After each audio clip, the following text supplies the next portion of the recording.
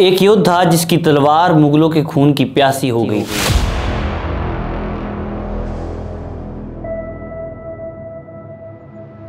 जिसने बीमार होने के बाद भी अपने साम्राज्य के लिए लड़ाई लड़ी।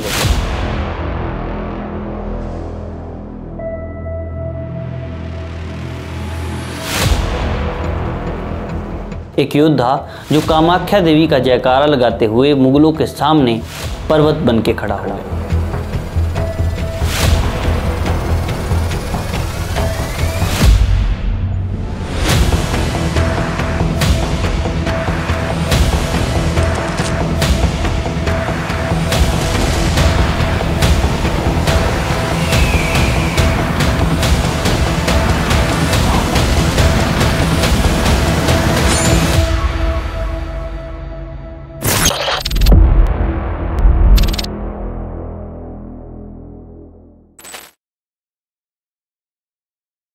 कहानी शुरू होती है 1660 से, जब औरंगजेब मुगल शासक बना। शासन में आने के बाद औरंगजेब मीर जुमला सेकंड को बंगाल का सूबेदार बनाता है और 1662 में मीर जुमला सेकंड को असम पर कब्जा करने के लिए बोलता है ताकि असम को मुगल साम्राज्य में मिलाया जा सके। आज के असम पर उस समय अहोम साम्राज्य का राज था। औरंगजेब के एक आदेश पर मीर जुमला असम पर आक्रमण कर देता है और अहोम साम्राज्य के कई शहरों को कब्जा करते हुए अहोम की राजधानी गढ़गांव पहुंच जाता है और राजधानी पर भी कब्जा कर लेता है। जैसे ही अहोम राजा जयध्वजा सिंघा को इसके बारे में पता चलता है, वो अपनी सेना के साथ नजदीक के जंगलों में छिप जाता है। अब मीर जुमला गढ़गांव पहुंच तो गया था, लेकिन मीर जुमला को गढ़गांव के बारे में ज्यादा पता नहीं था और इसी बीच मानसून ने भी दस्तक दे दी। भारी बारिश और तूफान के चलते नदी नाले उफान पर थे। आने जाने के सभी रास्ते बंद हो चुके थे और मीर जुमला की सेना गढ़गांव में फंस चुकी थी। मौके की नज़ाकत को देखते हुए अहोम राज्य के कमांडर अतान बुरहागो हैं गुरिल्ला वारफेयर टेक्निक से मीर जुमला की सेना को बहुत नुकसान पहुंचाते हैं और मीर जुमला की सेना आधे से भी कम रह जाती है। मीर जुमला अब गढ़गांव से भागने की तैयारी में था, फिराक में था, लेकिन इसी बीच अहोम राज्य के राजा जयध्वजा सिंघा अपनी हार से बहुत परेशान थे, जिसकी वजह से राजा जयध्वजा सिंघा मीर जुमला से एक संधि के लिए मान जाते हैं और जयध्वजा सिंघा और मीर जुमला के बीच होती है द ट्रीटी ऑफ गिलझारी घाट। लेकिन इस ट्रीटी के नियम बहुत सख्त थे। पहला कि बहरी नदी, जिसे आज की कामिंग नदी के नाम से जाना जाता है, उससे पश्चिम का इलाका मुगल राज्य में मिल जाएगा।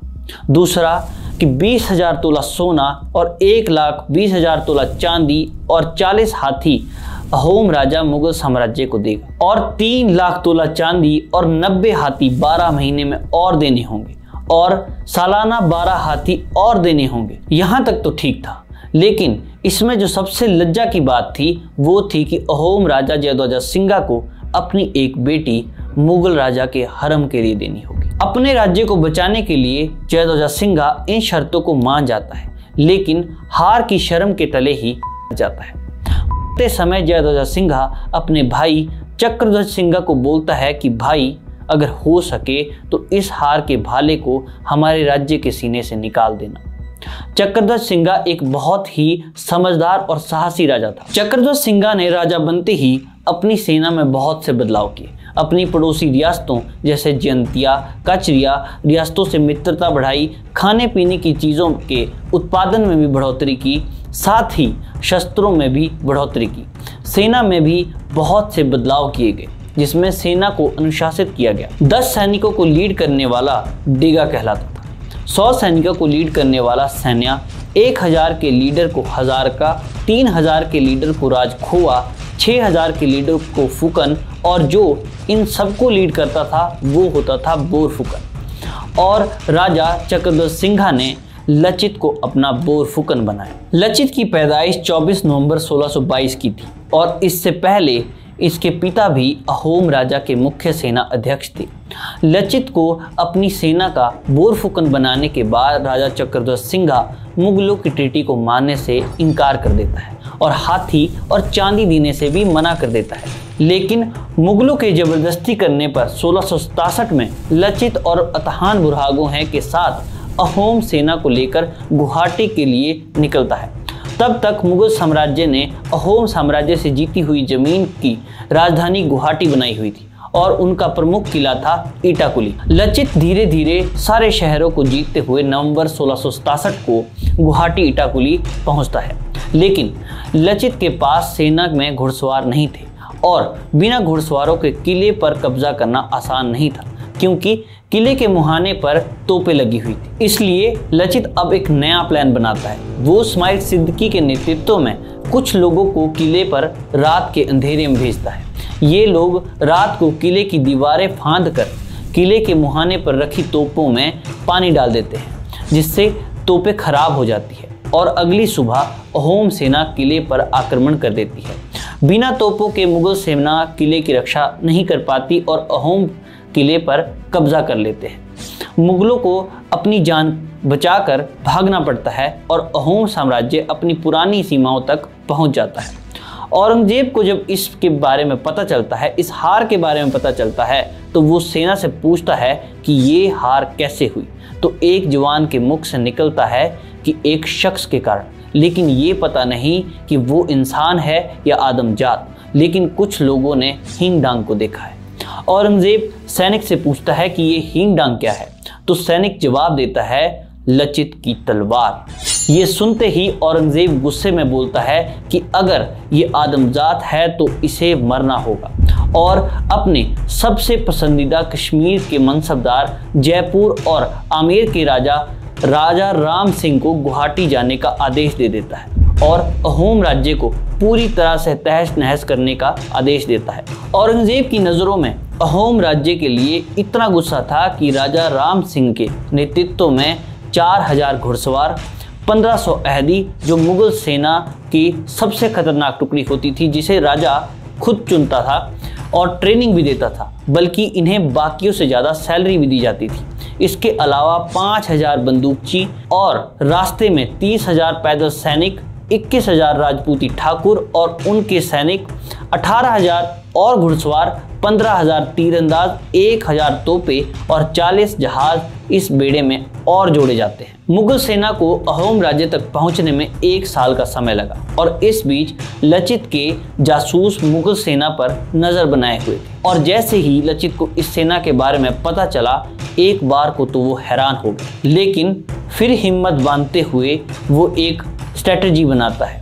इस बात का तो उसे भली भांति पता था कि इतनी बड़ी सेना से वो खुले मैदान में नहीं जीत सकता, और मुगलों की इतनी बड़ी सेना का अगर कोई वीक पॉइंट है तो वो है नेवी। इसलिए लचित एक नया प्लान बनाता है कि अगर जमीनी रास्तों को बंद कर दिया जाए तो मुगल आर्मी के पास ब्रह्मपुत्र नदी से आने के सिवाय कोई और रास्ता बचेगा ही नहीं। और लचित गुवाहाटी की पहाड़ियों को चुनता है और गुवाहाटी की पहाड़ियों के दर्रों, नालों और सभी रास्तों में मिट्टी भर देता है। और लचित लड़ाई के लिए चुनता है सराई घाट, क्योंकि यही ब्रह्मपुत्र सबसे कम चौड़ी थी, लगभग 1 किलोमीटर चौड़ी। लचित अपना हेडक्वार्टर अंधारूबली में बनाता है, जो कामाख्या और सुकेश्वर पहाड़ियों के बीच में था। एक तरफ लचित और दूसरी तरफ अतान बुरहागो हैं अपना कैंप लगाते हैं। इधर मुगल सेना भी आगे बढ़ रही थी और अप्रैल 1669 में मुगल सेना मनास जीतती है। जैसे ही मुगल सेना गुवाहाटी के पास पहुंचती है, देखती है कि सारे ज़मीनी रास्ते बंद हैं और सराई घाट में अहोम राज्य का एक बड़ा बेड़ा रास्ते रोके हुए खड़ा है। इसलिए कुछ महीनों तक ज़मीन पर ही दोनों सेनाओं के बीच छोटी मोटी लड़ाइयाँ होती रहती हैं। अहोम के साथ दारो, जयंतिया, नागा, दार्लोंग की रानी की सेना भी इस लड़ाई में जुड़ चुकी थी। लेकिन इसी बीच मानसून आ जाता है और थोड़े समय के लिए लड़ाई रुक जाती है।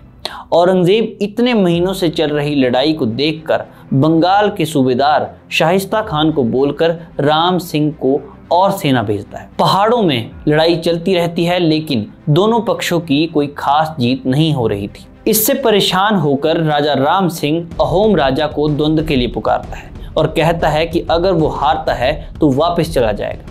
राम सिंह एक राजपूत था और एक बड़ा योद्धा भी था, लेकिन अहोम राजा बड़ी ही चालाकी से उसे जवाब देता है कि वो राजा के भेजे गए किसी नौकर से नहीं लड़ेगा। ये सुनकर राजा राम सिंह को गुस्सा तो बहुत आता है, लेकिन समझदारी बरतते हुए अहोम राजा को एक और मौका देता है और सरेंडर करने को भी कहता है और पुरानी ट्रीटी की टर्म्स को फिर से ऑफर करता है। और इस तरफ अब अहोम साम्राज्य भी संकट से जूझ रहा था। महीनों से चली हुई जंग की वजह से अहोम राज्य के हालात भी खराब हो चुके थे। जनता भी त्रस्त थी, ट्रेजरी भी खत्म हो चुकी थी, सेना का मनोबल भी अब गिरा हुआ था। और इसी बीच राजा चक्रध्वज सिंघा की भी हो जाती है और नए राजा बनते हैं उदय आदित्य सिंघा। इसलिए जनरल्स की एक बैठक बुलाई जाती है और राजा राम सिंह की बताई गई ट्रीटी पर फिर से विचार किया जाता है। और लगभग सारे जनरल्स इस ट्रीटी के लिए मान ही गए थे, लेकिन एक जनरल इससे राजी नहीं होता और वो था अतान बुरहागोहे। अतान बुरहागोहे कहता है कि ये कहाँ लिखा है कि मुगल ट्रीटी के अनुसार हमें दिए गए राज्य पर फिर से हमला नहीं करेंगे। वो कहता है कि मुगलों पर एतबार नहीं किया जा सकता, ये मौका परस्त लोग हैं। आखिर में अतान कहता है कि अहोम के लोगों के द्वारा दिए गए बलिदान का क्या, और इसके बाद सभी जनरल्स अतान की बात से एग्री करने लगते हैं और फिर राजा उदय आदित्य सिंघा राम सिंह की शर्तों को ठुकरा देता है। इधर औरंगजेब भी समझ गया था कि अब लड़ाई ब्रह्मपुत्र से ही होगी, इसलिए औरंगजेब मुगल एडमिरल मुनावर खान और बंगाल के सूबेदार शाहिस्ता खान को कुछ और सेना के साथ राम सिंह के पास भेजता है। इसी बीच मुगल सेना को यह भी पता लगता है कि अहोम सेना के जहाज़ों में एक कमज़ोर कड़ी मिली है जिसका फायदा उठाकर आगे बढ़ा जा सकता है। इसलिए अब राम सिंह निकलता है अपनी पूरी सेना के साथ अहोम साम्राज्य को तहस नहस करने। और इतनी बड़ी सेना को देखकर एक बार अहोम सेना भी हैरान हो जाती है। लेकिन इस वक्त तक लचित बीमार था और इटाकुली के किले में पड़ा हुआ था। इस समय अहोम की कमान नागा राजा के पास थी और इस तरफ राम सिंह बहुत कॉन्फिडेंट था क्योंकि लचित अभी बीमार था और राम सिंह धीरे धीरे अपनी सेना के साथ आगे बढ़ रहा था। लेकिन जैसे ही राम सिंह की सेना अंधारूबली में लचित के हेडक्वार्टर्स के पास पहुंचने वाली होती है, लचित उठ खड़ा होता है और अहोम के सारे जनरल्स को सेना पर अटैक करने के लिए कहता है।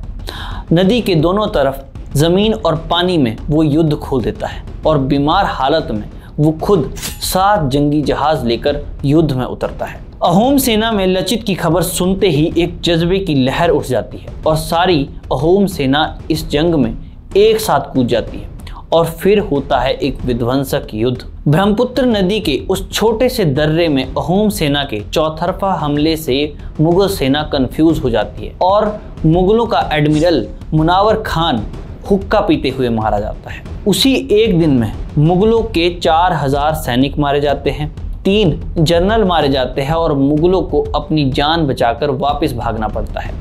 अहोम सेना उन्हें मनास तक भगाकर आती है। ये एक अविश्वसनीय जीत थी और इस जीत का हीरो था लचित बोरफुकन, जिसकी तलवार हिंगडांग ने मुगलों को मौत के घाट उतारा और वापस भी भगा दिया। इस ऐतिहासिक जीत ने लचित बोरफुकन का नाम स्वर्ण अक्षरों में लिख दिया। आज भी हर साल 24 नवंबर को असम में लचित दिवस मनाया जाता है और 1999 से हर साल एनडीए के बेस्ट कैडेट को लचित बोरफुकन गोल्ड मेडल से सम्मानित किया जाता है।